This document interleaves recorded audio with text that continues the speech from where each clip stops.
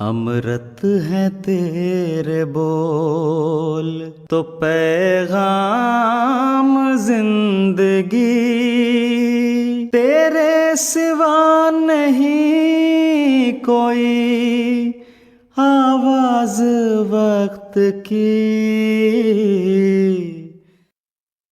فرمائیے۔ السلام علیکم، وعلیکم میرا السلام۔ نام رضا اور میں غیر احمدی ہوں۔ جی ابھی بھائی صاحب نے تھوڑا سا ذکر کیا تھا کہ آپ نے روشنی کی سپیڈ میں حضرت عیسیٰ علیہ السلام کے سفر کا ذکر کیا کہ 10 ارب سال میں وہ ٹھیک ہے۔ ابھی واپس آ رہے ہیں۔ اسی روز میں پوچھنا چاہتا ہوں کہ آپ کے خیال میں شب معراج کا واقعہ غلط ہے کیا؟ شب معراج کا واقعہ جو ہے، اگر یہ مراد ہے کہ رسول اللہ صلی اللہ علیہ وسلم نے جسمانی طور پر سفر کیا تھا تو بالکل غلط ہے، قرآن کے مخالف ہے اور حدیث کے مخالف ہے، اور مولویوں نے فرضی قصہ گھڑا ہوا ہے اور رسول اللہ صلی اللہ علیہ وسلم کی گستاخی ہے۔ میں ثابت کرتا ہوں آپ پر، اس لیے کہ آپ لوگوں نے بچپن سے تماشوں کی مذہب میں آنکھیں کھولی ہیں اور مولویوں نے تماشوں میں ہی آپ کو بڑا کیا ہوا ہے، اور قرآنی حقائق پر نظر ہی نہیں پڑی آپ کی کبھی۔ قرآن کریم نے اس معراج کا ذکر کرتے ہوئے فرمایا کہ ما کذب الفؤاد ما رأى، دل نے جو دیکھا تھا وہ جھوٹ نہیں بولا۔ تو آنکھ کا دیکھنا اور ہے، دل کا دیکھنا اور ہے، اور 100% ثابت ہے قرآن کریم سے کہ یہ ظاہری واقعہ نہیں ہے۔ اس کی وجہ یہ ہے کہ جہاں جا کے رسول اللہ صلی اللہ علیہ وسلم ٹھہرے ہیں وہاں ایک بیری اگی ہوئی تھی نا، ہے نا، سدرۃ المنتہا۔ تو آپ ذرا سا غور کر کے دیکھیں کہ وہ اکیلی بیری اس حد پر کیا کر رہی ہے جہاں میں اگی ہوئی۔ سوری، اس سے پہلے ایک سوال صحابہ کرام نے کیا کہ ان کا سفر جو کسی ایسی گھوڑے سواری پہ تھا جو جہاں تک نظر میں آتا ہوں اس طرف، پہلے میری بات سن لیں غور سے، یہ آپ کو سمجھانے کی خاطر بات کر رہا ہوں۔ آپ اس بات کو بھی سن لیں، پھر مولویوں سے دوبارہ جتنی دفعہ مرضی سن لیں۔ اگر آپ خدا کا خوف کر کے فیصلہ کریں گے تو آپ لازماً مانیں گے کہ میں درست کہہ رہا ہوں۔ قرآن کا حوالہ دے رہا ہوں، پہلے غور سے سنیں۔ قرآن کریم نے فرمایا ہے کہ پھر سدرۃ المنتہا پر آپ کی خدا سے ملاقات ہوئی، ٹھیک ہے نا؟ وہ بیری اس سرحد پر پہنچی ہوئی تھی اور جبرائیل اس سے پہلے رک گئے تھے، تو بیری رسول اللہ صلی اللہ علیہ وسلم سے بھی آگے وہاں کھڑی تھی۔ کیا آپ عقلاً سوچ سکتے ہیں کہ اس کائنات کے کنارے پر ایک بیری پڑی ہوئی ہے، لگی ہوئی ہے، اور اس سے پرے خدا بیٹھا ہوا ہے؟ یہ عقل کے خلاف ہے۔ اگر یہ آپ بات مان لیں گے تو خدا ہی ہاتھ سے جائے گا، کیونکہ خدا جسمانی نہیں ہے۔ اگر جسمانی ہو تو پھر وہ اس سے پرے بیٹھا ہوا ہوگا، اور رسول اللہ صلی اللہ علیہ وسلم سے روز جو کلام کرتا تھا اور ہر وقت کہتا تھا میں تیرے ساتھ ہوں، وہ کون تھا پھر؟ اور وہ کون تھا جس نے کہا اسرا بعبدہ لیلا من المسجد الحرام الی المسجد الاقصی، کہ وہ خدا جو تو اس کو ساتھ لے کر چلا ہے محمد رسول اللہ کو، تو وہ خدا تو ہر وقت ساتھ تھا۔ اس لیے ظاہری معنی کرنا انتہائی عقل کے خلاف بات ہے، اور قرآن اس کو قبول کر ہی نہیں سکتا، کیونکہ اس کا مطلب یہ ہے کہ جہاں رسول اللہ صلی اللہ علیہ وسلم تھے وہاں خدا نہیں تھا، اور وہاں بیٹھا ہوا تھا جہاں بیری اگی ہوئی ہے، اور بیری آپ سے بھی آگے تھی، اور مخلوق میں سے ایک چیز بیری ہے جو نعوذ باللہ کائنات کے مقصد اعلیٰ محمد رسول اللہ سے بھی آگے بیٹھی ہوئی ہے۔ اگر آپ اس کو اس طرح ظاہر پر محمول کرتے ہیں تو دین دنیا کا کچھ بھی باقی نہیں رہتا، اور اگر آپ اس کا معنی پڑھنا شروع کریں تو حدیثوں میں اس کے معنوں کی وضاحت موجود ہے۔ سب سے پہلی اہم بات میں یہ بیان کروں گا کہ آپ بخاری شریف کی وہ حدیث ذرا اٹھا کر دیکھیں جس میں معراج کا ذکر ہے۔ اس کے آخر پر کیا لکھا ہوا ہے؟ لکھا ہوا ہے جب رسول اللہ صلی اللہ علیہ وسلم کا معراج کا سفر مکمل ہوا ثم استيقظ، پھر آپ کی آنکھ کھل گئی۔ یہ کیوں نہیں لکھا کہ واپس آ گئے؟ صاف پتہ لگتا ہے کہ کشف ہے یہ، کیونکہ یہ تو عجیب بات ہے کہ سفر پہ جسم روانہ ہوا ہو اور واپسی پہ آنکھ کھلے۔ تو صاف لگ رہا ہے کہ قرآن کریم نے جس کشف کا ذکر فرمایا ہے وہ روحانی کشف ہے۔ چنانچہ ما کذب الفؤاد ما رأى ایک فیصلہ کن آیت ہے کہ دل نے جو دیکھا جھوٹ نہیں بولا۔ اب واقعات کو آپ غور سے سنیں، پھر احمدی تشریح بھی سن لیں اور دوسری غیر احمدی تشریح بھی سن لیں، پھر فیصلہ خود کر لیں۔ ہمارے نزدیک کائنات کا خدا کسی ایک سمت میں نہیں ہے۔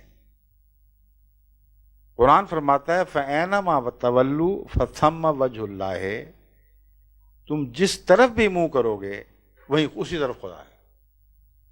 تو یکجہتی خدا صرف مولوی کے دماغ کا خدا ہے، قرآن کا خدا ہر سمت میں ہے، اور اس مضمون کی آیات اور بھی ہیں اور کثرت سے ہیں جو بتاتے ہیں کہ ہر جگہ ہر وقت ہمہ طرف خدا موجود ہے، اور اس کے وجود سے کوئی جگہ خالی نہیں۔ تو ایک سمت میں خدا کا عرش ہونا اور باقی سمتوں کا اس سے خالی ہو جانا، یہ ایک نہایت لغو خیال ہے جو ایک جاہل انسان رکھ سکتا ہے، صاحب عرفان آدمی سوچ بھی نہیں سکتا ایسی بات۔ دوسری بات یہ کہ بیری سے کیا مراد ہے؟ جماعت احمدیہ کی تشریح یہ ہے کہ بیری حد کی نشانی ہوا کرتی ہے۔ یہ وہی بات ہے جو آپ نے چھیڑی تھی کہ علامتیں ہیں یا لفظی ہے۔ جو الہی کلام ہے وہ لفظاً اکثر اوقات نہیں سمجھا جا سکتا جب تک اس کے عرفان کے معنی نہ سوچے جائیں۔ بیری حد کی نشانی ہوتی ہے۔ آج بھی پنجاب میں، اگر آپ پنجاب کے ہیں تو آپ دیکھتے ہوں گے باڑوں پر بیریاں لگائی جاتی ہیں، اس لیے کہ کانٹے دار ہے، گزرنے نہیں دیتی اور اچھی حفاظت کرتی ہے کنارے کی، علامت ہے کہ یہاں ایک ہاتھ ختم دوسری شروع۔ تو بیری ایک نشان تھی تخلیق کی حد کا، اس سے آگے خدا کی تنزیہی صفات شروع ہیں، اور کسی بندے کو خواہ وہ نبی بھی ہو انسان کی حدود سے تجاوز کرنے کا اختیار نہیں، یہ علامت تھی۔ پھر اس سفر میں آن حضرت صلی اللہ علیہ وآلہ وسلم نے ایک بڑھیا کو دیکھا۔ حدیثوں میں آتا ہے ایک بڑھیا عورت آپ کے سامنے آئی اور اس نے 3 پیالے پیش کیے، ایک پیالے میں شراب تھی، ایک میں پانی تھا اور ایک میں دودھ تھا، اور آپ نے جو دودھ تھا اس کو قبول فرما لیا اور شراب اور پانی کو رد کر دیا۔ جبرائیل جو ساتھ تھے انہوں نے کہا آپ نے بالکل ٹھیک کیا ہے،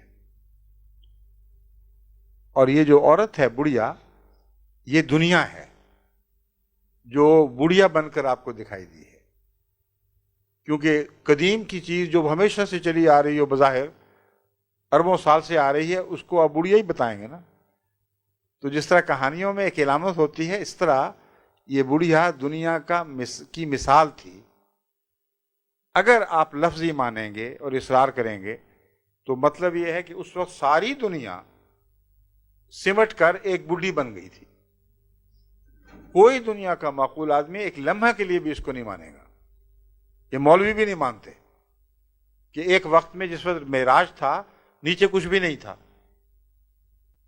وہ سارے سمٹا کے ایک بڑھیا بن چکے تھے، کیونکہ صحابہ موجود تھے، وہ گواہیاں دیتے ہیں کہ ہم تھے، اور وہ واقعات بیان کرتے ہیں، وہی انہی کی روایتیں تو ہم تک پہنچی ہیں۔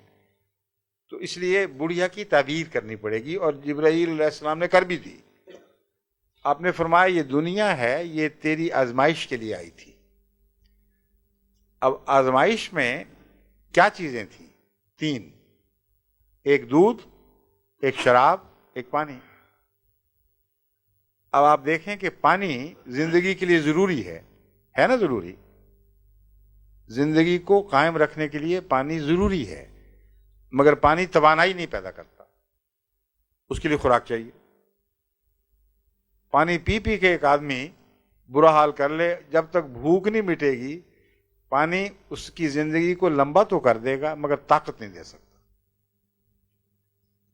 شراب طاقت دیتی ہے، اور شراب پینے والا ایک دم اپنے آپ کو زیادہ مضبوط سمجھتا ہے، جوش آ جاتا ہے اس کو، لیکن یہ بات بھول جاتا ہے کہ وہ طاقت شراب نے نہیں دی، اس کے اپنے خون نے گھل گھل کے وہ طاقت دی ہے، اور یہ دھوکہ ہے محض کہ اسے توانائی نصیب ہوئی ہے۔ اس کا اپنا خون جلد جلد گھل کر توانائی میں تبدیل ہوا ہے، وہ شراب کا ہی اثر ہوا کرتا ہے۔ اس طرح ہے جیسے بلی کہتے ہیں ریتی چاٹ رہی تھی تو چاٹتے چاٹتے زبان چاٹ گئی اپنی، مگر اپنا ہی خون چاٹ رہی تھی۔ تو ایک شرابی جو طاقت حاصل کرتا ہے وہ اپنے بدن میں موجود طاقت جسم سے ہی حاصل کرتا ہے۔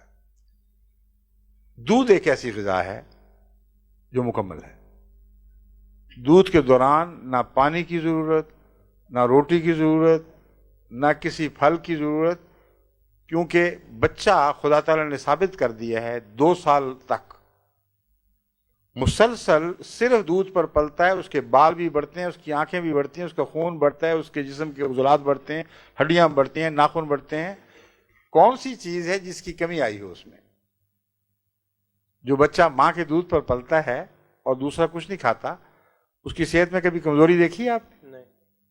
تو یہ پیغام ہے، پیغام یہ ہے کہ محمد رسول اللہ کی شریعت کامل ہے، ایسی کامل شریعت ہے کہ اس کے بعد کسی اور شریعت کی طرف منہ کرنے کی ضرورت نہیں ہے۔